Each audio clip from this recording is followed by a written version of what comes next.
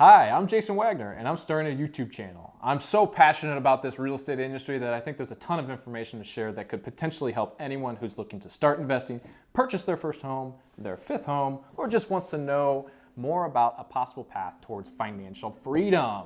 An awesome term, right? I firmly believe that anyone can do this, and I'm so eager to present this information in a way that's approachable. So, let's get to it.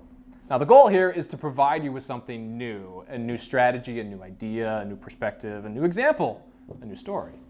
When I decided to get into this business, I quit a safe corporate job and moved to Florida for 4 months to learn about construction from my wife's uncle. I literally knew nothing about construction. Now, I had been married for about 4 months, and my amazing, patient, supportive wife, Rachel, stayed in Chicago and gave me the grace to pursue this. Now, after those 4 months, I moved back, flipped a few houses, saw the financial and educational benefit of becoming an agent, and in 2020, I had one of the busiest years yet, selling nearly $10 million worth of real estate in my 3rd year as a real estate broker. And so I officially opened up my own brokerage in Chicago, which is Greystone Realty.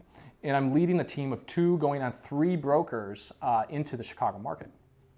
So having dipped my toe in a few different aspects of the real estate industry, today I want to share with you one of the most lucrative investments I've made. And it's actually my current home, where Rachel, Scarlett, and our cat, Gingeroo, live on the top floor, and we share the building with 3 other tenants.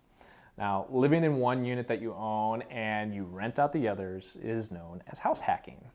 And it's just one of the most lucrative ways and most powerful ways that you can start your real estate journey. So Rachel and I bought a 4-unit brick building in Portage Park, Chicago for $725,000. Now, we used an FHA loan to do that, which allowed us to put down just 3.5%. Now, after all closing costs, I was able to actually use part of the realtor commission and put that towards it. At the end of the day, I was really only into this building for $18,000. After about 3 months of owning and renting the building, I had a vacancy in one of the units. So I used this vacancy as an opportunity to redo a lot of the infrastructure. So the building is about 100 years old, and what we ended up doing was just renovating one of the units, and I did some of the exterior work, had to put on some new maintenance to the roof, and at the end of the day, I ended up spending about another $70,000. Okay, so that's the story of the building and my initial investment. Our monthly expenses for the whole building is $43.92 for the mortgage. Now, gas is $130, electric is $110, and water and sewer is about $165. So totaling about $47.97 to get exact. Now, every month for rent, we collect $16.25 for unit 1, $17.75 for unit 2, and $1,300 for the garden unit. Now, we earn $100 per month for the garage space, $115 per month on average for the coin laundry, and $30 for the internet that we share. Now, this brings our monthly income to $49.45. Now, when you add up the rent and subtract the expenses, you get a positive of $148 in cash flow. So in other words, Rachel and I get paid $148 per month to live in our own apartment in a building we own.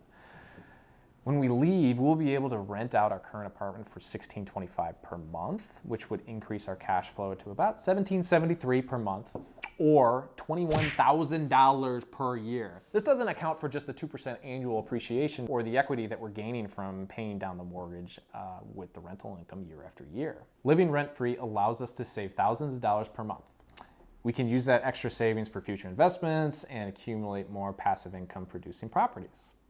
Now, the beauty of this is that anyone can do this. You don't need a PhD or a ton of schooling. You just need a little bit of savings for a down payment and the patience to look for the right property. Now, I don't want to just paint the amazing upsides to house hacking. Now, there are some cons. Now, people don't want to deal with being a landlord. If anything breaks, it's obviously on you. And some people's quality of life just doesn't include sharing an apartment or a building with other people.